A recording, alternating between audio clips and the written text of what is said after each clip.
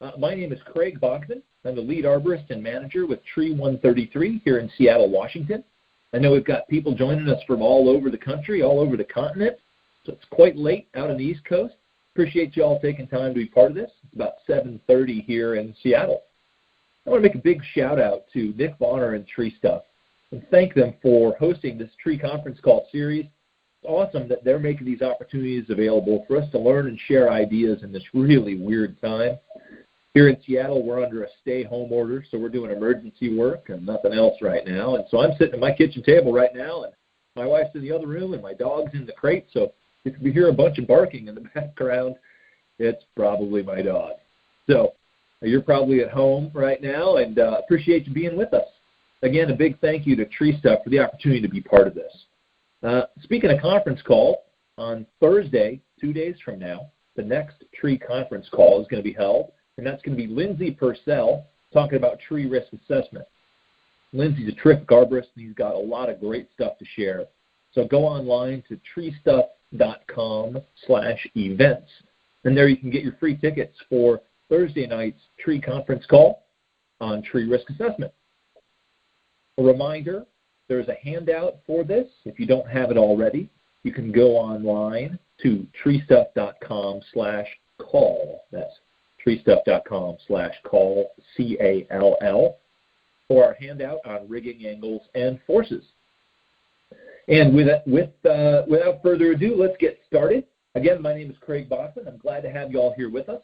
I own a small tree care company. I'm a contract climber as well and trainer here in Seattle, Washington. I came up on tree work in the Colorado, Denver area. And I got to tell you, things are different out here.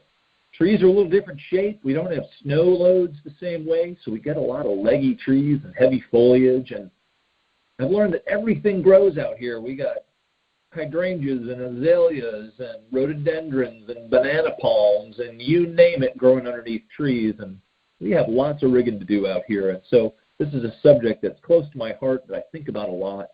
Today I was doing some work in a badly topped big scarlet oak, maybe 45, 50 inches diameter, topped at about 40 feet. Really terrible.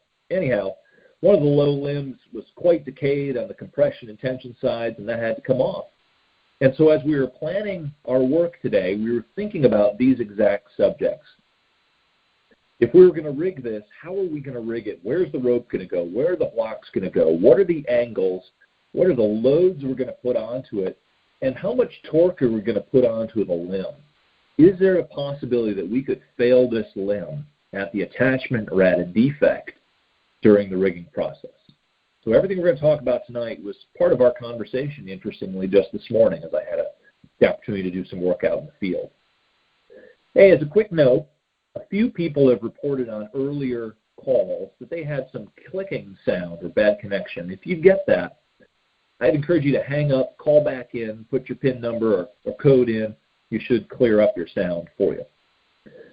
So I want to recognize where a lot of this content came from. There's a great article I read many years ago called Working the Angles, Understanding Force Vectors in Tree Climbing. And that's referenced on the first page of the handout. It's a great article by Joe Harris. And that article is available online, and I've included the link for you, again, on the first page of the handout. You can go up there and download it for yourself. It's a great, in-depth explanation of the subjects we're going to talk about tonight, and he goes even farther down the road to the math and the calculations in sort of an appendix if you're interested to go there. Tonight, it's just going to be an introduction to it. We have a limited amount of time, and we want to cover a number of really key points. So let's jump into it right now. Again, as I mentioned to you earlier, if you have questions or comments, we'd welcome those. I'd love to have your participation, hear your voices. And to do that on your phone, click star and the number 6. Just press star 6, and that'll put you into the Q&A queue. And I can turn your microphone on from here, and we can hear your question. So please do that. So on page 2 of the handout, there's a couple of key concepts at the left that we're going to talk about, and they reference that diagram. And the first thing we're going to talk about is rope angle, and the concept that when we bend a rope around an object, in this case a block or a pulley, we are multiplying the force. So we're going to use the terms load and force. The load will be the piece on the rope and its weight. For the sake of simple math, we're going to use 100 pounds as our load, as our piece weight. And as we all know, in a low friction environment, like we're working with a block or a pulley, the load of the piece and the anchor, the load at the anchor, are going to be approximately the same. And for this presentation for tonight, we're going to assume no friction. I know that's hypothetical, but it just makes it a lot easier to talk about. So in a low friction environment or zero friction, the load, our piece weight of 100, is equal to the load at the anchor, so 100 pounds there as well. And when we bend that rope, we are multiplying the load and creating some force at our rigging point, force at the block where it's attached to the limb. The key thing to remember is that a wider angle reduces force, a narrower angle increases force. So if you imagine, if that rope runs up from the piece, turns at the block, and comes back down, and I'm holding the rope standing next to the piece, those two parts of rope are parallel. We're going to call that 0 degrees. We've not separated the ropes. We're going to call that 0 degrees. And that, as I'm going to guess you probably know, that 0 degrees represents a doubling of the load. So if we have a 100-pound load, the anchor's holding 100, the math gets pretty simple. We double that, 100 times 2. The load at the block, the force exerted is 2 times the load, 200 pounds. And I've got a little cheat sheet, that little table at the left, that has 0 degrees, 45 degrees, etc. And the factor by which it multiplies the piece weight, or multiplies the load. So like we just talked about, at 0 degrees, when the legs of rope are parallel, our load is doubled. So the force of the block is 2 times the load, or 200 pounds. As we open that, as we create a wider rope angle, that force goes down. At 45 degrees, it's 1.9 times the load. At 90 degrees, it's 1.4. And there's a magic thing that happens when we get to 120 degrees, that wide open, I think they call it an obtuse angle. At 120 degrees, the load is equal to the force exerted on the block. So a 100-pound load puts 100 pounds on the block.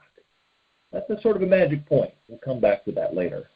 Then obviously, once we get to 180 degrees, meaning the rope doesn't bend at all at the block, it just runs straight past it. As you'd imagine, the block sees essentially 0 pounds of force. So that's our first concept. And again, if you have questions, please jump in. *6 on your phone will put you in the question queue. Love to hear from you and answer your questions. It's important that these things are clear. Many of us have learned some of this in the past. But if you have a question, a concern, an idea, a thought to share, jump in. *6 is the way you do that.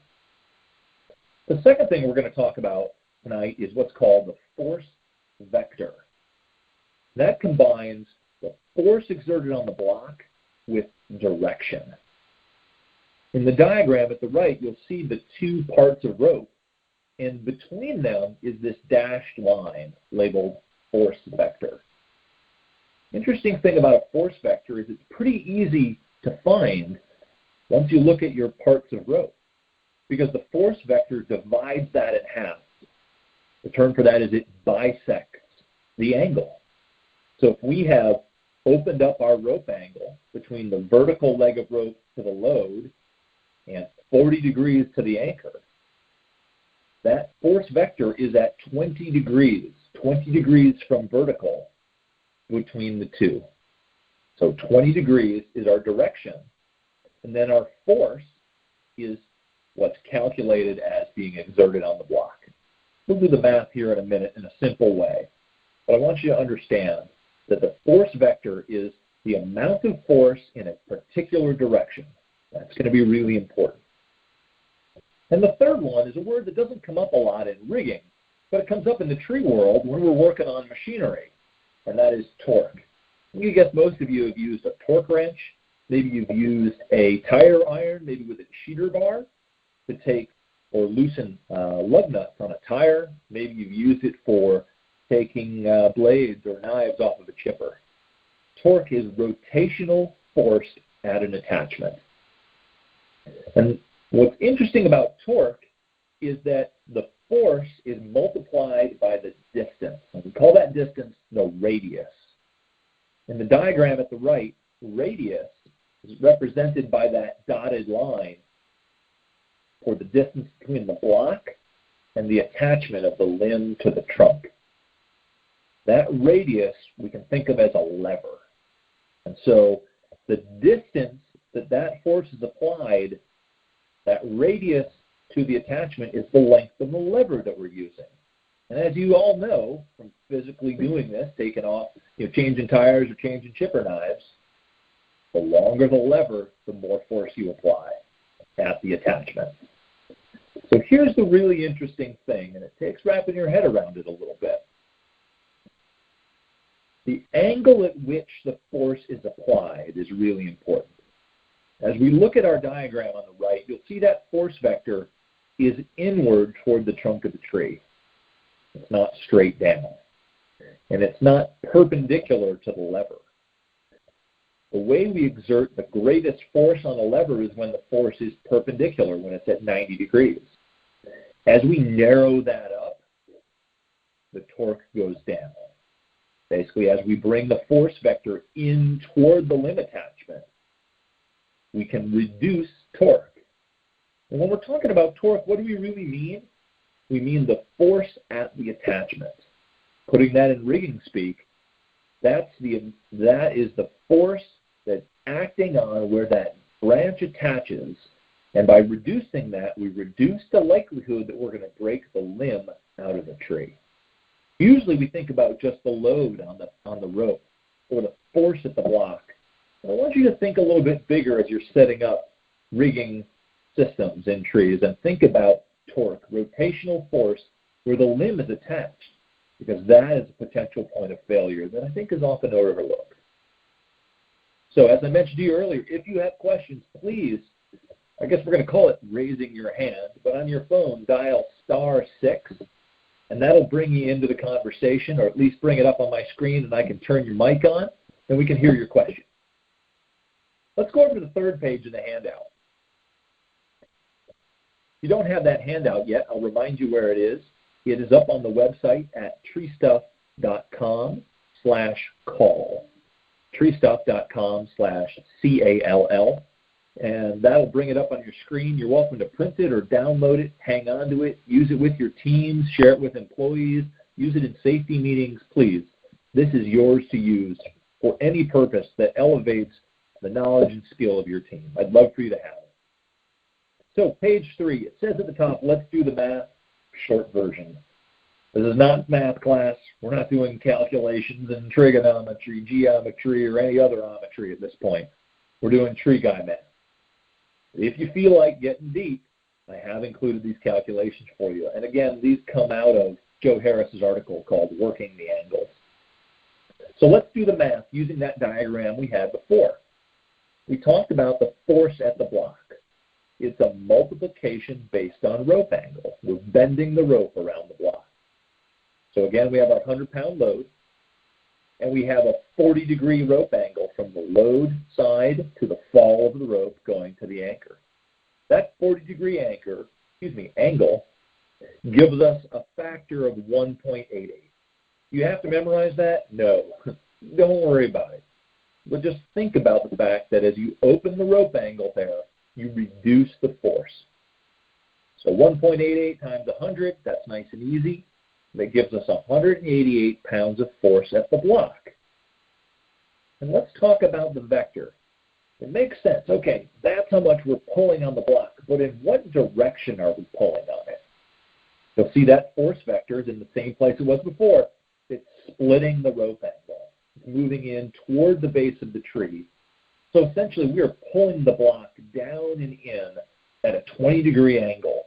It's splitting that rope angle. So we have 188 pounds of force exerted at 20 degrees inside of vertical. So what does that do to torque? Remember, it's force times distance. And again, I don't expect you to memorize that. What I want you to think about is that our distance, the greater the distance, the greater the torque. So at 10 feet away, 188 pounds, pulled at that direction, that force vector, that creates over 1,400 pounds of torque.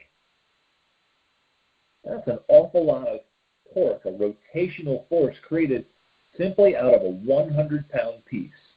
And this is just a static environment, right? This is static, no swing, no friction, and coincidentally no rope elongation. We're just using simple math. But by hanging a 100-pound a 100-pound piece with the rope bent through the block on this limb, we're already creating 1,400 pounds of force. Where it gets really interesting, and this came up in a previous session, is when this is dynamic. So let's say we change the input, and instead of 100 pounds, all of a sudden we've dropped that piece 4 feet.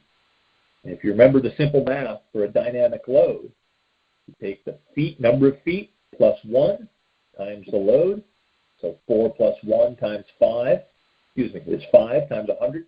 Now our input is 500 pounds. So essentially we're going to multiply our torque times 5 because we have grown our load that way. All of a sudden we're talking about almost 6,000 pounds of torque for the dynamic load. It's just changing the input. So the point in all this is that we create lots of force in the tree, create force at the block, and we create rotational force at the limb attachment. Another place that the tree experiences that is if there's a defect in the limb. Imagine halfway out this limb, there's an old cut. Maybe there's a peel. Maybe there's a decayed stub or a cavity. That defect, whatever the weakest point in the limb, that is going to be the attachment, quote unquote, or the end of the lever out to the block. And that's where it will experience the greatest force. I'm sure Lindsay's going to talk about it on Thursday in his tree risk assessment call, but we would call that a stress razor, a point in the tree where stress and force is magnified or felt very specifically. When we spoke earlier, we were talking about creating torque and how do we create the maximum torque, whether we're trying to loosen a knife on a chipper wheel or we are trying to break loose a lug nut. Maximum torque is created when the load is applied at 90 degrees to the lever. In this instance, we're applying it at 50 degrees to the lever. We have narrowed that up, and we're applying the load in toward the tree, or the force in toward the base of the tree. So that is helping us to reduce torque at the attachment. Let's go look at the next page, and I'd like to hear from you and hear your observations. If you flip over to page 4 in your handout, we have 3 examples. And to get in on this conversation, you're going to dial *6 on your phone, and that will put you in our question and answer here. The left one, example 1, is what we looked at from the last page of our 40-degree rope angle with 100 pounds on the rope. And so the question is, what's different between that and examples 2 and 3? You've heard a lot from me. I'd like to hear from you. Dial *6 on your phone to participate in our conversation here. How are these examples different? What do you notice? All right, seems nobody's confident enough. So let me give you a couple to think about. Oh, here we go. Here's somebody. Hey, who is this? Where are you calling from? Hello? Oh, is your phone muted? Looks like it's maybe John Green. Can you hear me, John? Yeah, loud and clear. Hey, buddy, how are you? Where are you calling from? Calling from out in Maryland, about an hour south of Washington, D.C. Awesome. Glad to have you with us, man. What's your question? I just wanted to thank you for taking the time to go through all these examples, and it just clarifies, the idea of opening up those rope angles. I just appreciated the examples, and just didn't want you to kind of dangle on a rope out there with no feedback. Oh, man, I appreciate you throwing me a line and rescuing me there. It was pretty quiet, wasn't it? Yeah, but it's a good time. I really appreciate it. Thanks for taking the time. Awesome. Well, hey, since I got you on here, what do you notice about these three examples, and what's different between them? What's one thing that comes to mind? Put me on the spot here. That's what I get for raising my hand. Just be simple, man. Tell me one thing you see that's different. Well, I mean, just, obviously the angle, just get it wider and so you're imparting less force to that union. Awesome. Yeah, so wider rope angle, less force, less torque. Right on, man. I appreciate it. Thank you. Okay, thanks. All right, let's see who else we have. Hey, who's this? Hey, my name's Cole. I'm out in Oregon. I got a quick question for you. You mentioned something about a dynamic load calculation. I'd never heard of that before, and I'd be very interested to write that down. Get a little bit more information on that. Great question. Right on, Cole. What part of Oregon? I'm currently out in Eugene. So. Awesome. Nice part of the state, man. Got to see it last fall. Yeah, it's gorgeous out here. Yeah, absolutely. All right. Let me see if I can answer your question here. Thank you. So the question was that dynamic load calculation, and the simple tree guy version is if you are every foot something falls, it doubles in weight. If you're gonna drop a load, oh, that sounds bad. A dynamic load, if the piece weight is falling vertically, take the piece weight times the number of feet it falls plus 1. So if you got 100 pounds going 5 feet, get 5 plus 1 is 6 times 100. You get 600 pounds of force. Now that's very, very simplified, but at least it gives you a ballpark to work with. Does that make sense? Yeah, so weight times the number of feet plus 1 equals the answer. Right. Gets you close to work with. Right on, man. Cool. Thank you. Yeah, thank you so much. All right. Who do I have on the line now? This is Marvin from Milwaukee, Wisconsin. Hey, Marvin, what part of Milwaukee? About right by the airport, Mitchell International. Oh, yeah, right on, man. I grew up outside of Chicago. My wife's from Wauwatosa. Awesome. Yep, I do lots of work out there. What's your question? So I was wondering, how is putting the rope into a porter wrap or some stationary device, is the weight and the drop weight, how is that affected? I mean, when you set up porter wrap, all we have to do is look at the angle at which the distance of where the porter wrap is, and it stays the same?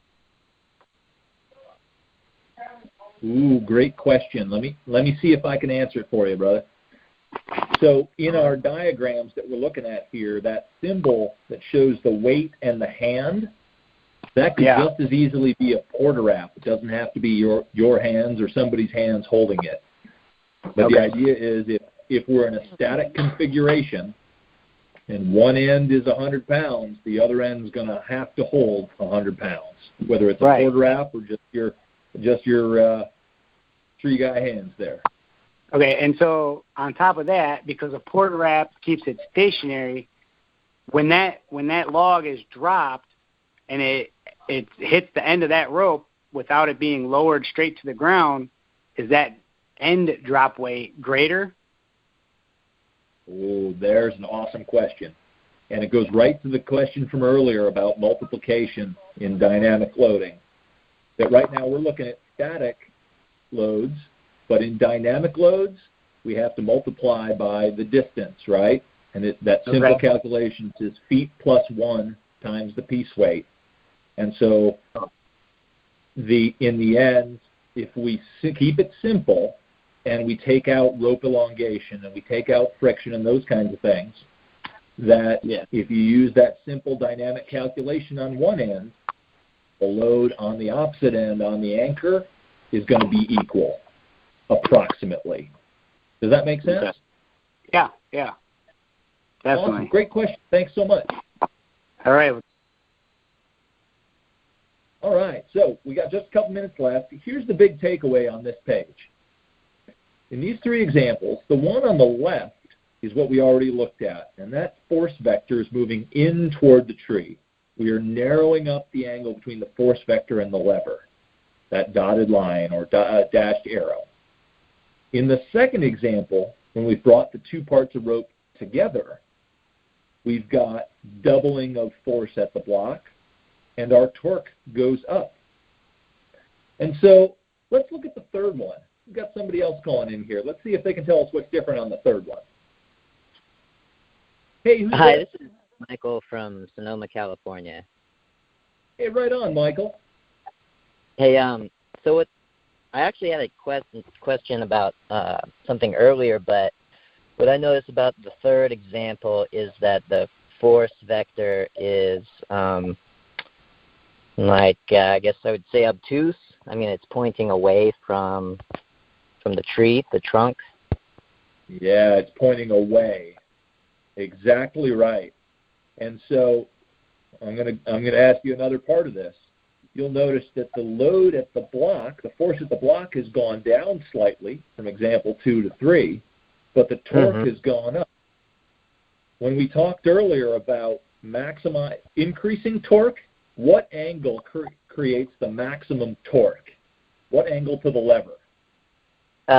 90 degrees. Exactly. And what do you think about the angle between that dotted arrow in example 3 and the angle of the branch? Are we close to 90 degrees? Pretty darn, I'd say. I would say pretty darn's a good answer. We're almost exactly 90 degrees. And that's the big takeaway, that when we are pulling perpendicular to the limb, when our force vector is perpendicular to the limb, and when it is away from the tree, that's when we create additional torque and we increase the likelihood of breaking the whole darn limb out of the tree. Does that make sense? Yeah, so in that situation, like if it was unavoidable to rig like that, you would want to just be closer to the tree. Yeah, and so let's, all put our job hats on here for a moment. We're up in the tree climbing, we're running a bucket, and Johnny Bag of Donuts, our ground guy, grabs the rope, and he runs out from under the tree because he says, I don't want to be under that piece. And what we really need him to do is go back underneath, maybe take a bend around the trunk, maybe put it under a redirect, get out of the drop zone, but move that force vector toward the tree, not away from the tree. Does that make sense? Yeah. Right on, man. Right on. That's the big takeaway in here, is that force vector we want toward the tree, not away from the tree. So you had another question. Go for it, bud. Yeah, thanks. So at least for this diagram, when the angle is 120, the force vector is parallel to the branch? Ooh, are you looking at the challenge questions? No. I'm just looking at like the first, page 2. Let's do this. If everybody goes down to page 5, you just let us into one of our challenge questions. And so I'm going to keep you on the line because you can answer this. Okay. So if everybody looks at page 5, I'll give you the first couple answers, and then I'd like you to answer this next one, Michael. Okay. So in question 1, what is the load on the anchor? Like we talked about, with no friction, the load of the piece, 100, is equal to the anchor. The anchor's got to hold 100 pounds. Does that make sense to everybody? Yeah. And so the next one, can you answer question 2 there, Michael? Force at A. Well, yeah, that looks like 120 degrees. So, yeah.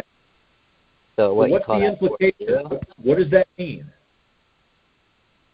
So it means that there's no extra. I'm not sure how to put it. Yeah. So our multiplier in that little box with the angles underneath the tree there, at 120 degrees, our multiplier is 1. So it's that magic number where when the angle is 120 degrees, you're exactly right, it's an obtuse angle. But at 120 degrees, the load on each end of the rope is 100, and so is the force at the block. You're exactly right. Okay. Did that answer your question? Yeah, I guess the last thing I'd just like to know what you call that point where when the multiplier is 1. Ooh. Like if there's a name for that situation. I don't know that name.